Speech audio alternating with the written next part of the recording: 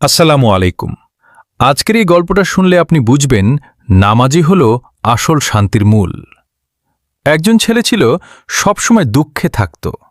তার জীবনে কোনো কিছুতেই শান্তি ছিল না। টাকা ছিল, বন্ধু ছিল, তবুও মনটা খালি রাখত। একদিন সে খুব হতাশ হয়ে একা বসেছিল।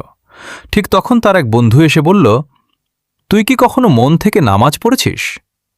ছেলেটা একটু চুপ করে থাকল।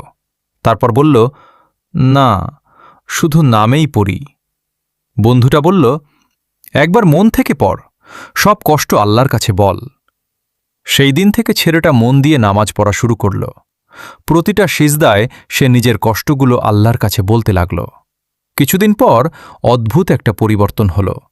তার জীবনে সব সমস্যা থাকলেও তার মনে এক ধরনের শান্তি চলে এলো। সে বুঝতে পারল, নামাজ শুধু একটা কাজ না, এটা আসল শান্তির পথ। গল্পটা ভালো লাগলে চ্যানেলটা সাবস্ক্রাইব করে আমাদের পাশে থাকো।